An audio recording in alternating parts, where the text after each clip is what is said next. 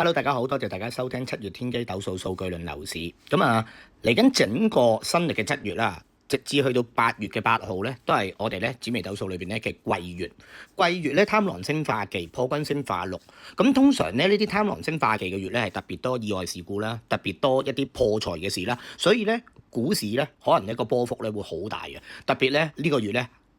未來連續連埋個閏6月7月咧連續3個月咧。特朗普都應該係特別黐線嘅3個月嚟嘅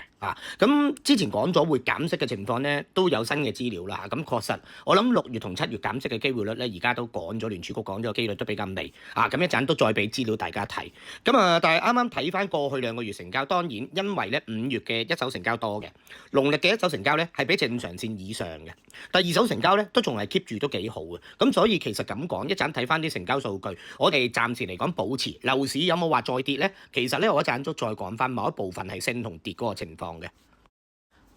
先講一手成交啦，一手成交應該去到28號嘅時候咧係1372宗嘅。咁我估計再加埋禮拜29號同30號咧，應該如無意外都會超過1480宗一手成交嘅。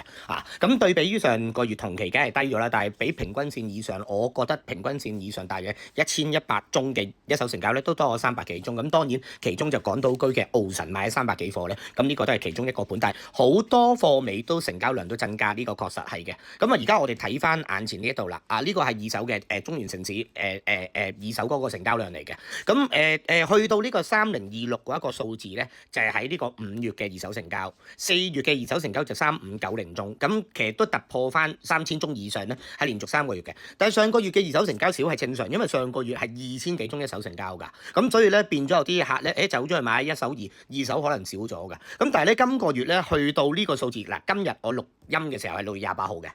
6月29號嘅，咁我個成交係去到6月28號，但係6月28號之前咧嘅成交都有機會有啲滯後嘅，所以其實今個月整體嚟講咧，二手成交咧應該可以去到3400至3500宗二手成交個整體數字嘅。咁所以咧其實咧，首先二手成交係完全冇跌到，一手成交亦都喺正常水平以上嘅，所以咧其實成交量咧呢3個月都係持續係好嘅即係個市場係暢旺嘅。呢個係啱啱最新嘅中原城市領先指數，比上月同期咧輕輕升咗0.72%，其實就唔係話升唔升嘅，起碼一樣嘢唔係跌嘅。而我上月我都講咗，如果減息嘅話咧，應該喺9月開始嘅樓市會有機會反彈。咁但係到最終真係冇減到息啊嘛。咁而家嗰個情況就係咁樣。成交量咧係絕對冇降低嘅咁我覺得特別喺二手成交已經企穩咗喺3000宗樓上，今個月仲會係3400宗，我估計預期應該未來2個月成交都係差唔多。咁我覺得而家嘅情況就係話咧，500萬樓下嘅樓咧開始部分地方係有反彈嘅跡象嘅。500至800萬樓上嘅即係中間嘅樓咧，其實咧有一啲地方好似將軍澳，之前咧佢只係比整個最高位咧下跌可能28至29%，但係啱啱早2個月咧就有啲追落後咧，佢就沽翻落嚟嘅。特別日出康城咧有啲破底成交嘅，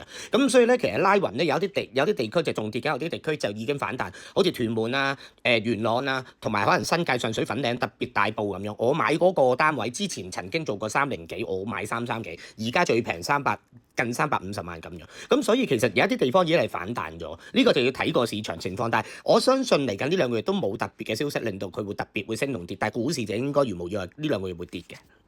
咁6月就議息公佈結果維持利率不變啦，符合市場預期啦咁而家都講話9月先再減，應該7月30號都唔減㗎啦。特朗普行出嚟講就話：喂，你而家唔減就係有問題啊！話減可能要減2厘至3厘先係合理啊！咁而家聯儲局自己當局預期都係減息0.5厘嘅，係今年之內。咁如無意外9月先係真係減息嘅。如果7月30號減息，咁當然對香港更加好啦。呢個去到6月27號嗰個同業拆息啦，當然啦咁喺個低位反彈翻0.3個點子啦咁呢個都好正常啫本身預期係有機會減息噶嘛，香港會跟隨噶嘛，但係而家同業拆息低咗落嚟，冇話特別大嘅反彈情況，因為我哋都係根據1個月嗰個同業拆息咧嚟做供樓嘅，所以大家買樓供樓或者你都可以考慮轉按，最緊要有 H 按呢一樣嘢，即係 HIBOR 同業拆息嘅按揭咧，你嘅供樓利息咧就而家比起你3厘2唔係3厘半咧，一定係會減低咗，所以一定如果你之前做咗一啲高利息嘅按揭情況，你而家亦都可以考慮喺呢段時間轉按嘅。咁我估計咧，未來7月同8月樓市咧都唔會話特別有一啲咩事會特別大升或者大跌嘅。我估計保持成交都會保持得到。我相信都係未來可能喺新歷嘅7月同8月咧，可能都係1% 至2% 嘅樓市嗰個波幅嘅咋。咁多謝大家收聽。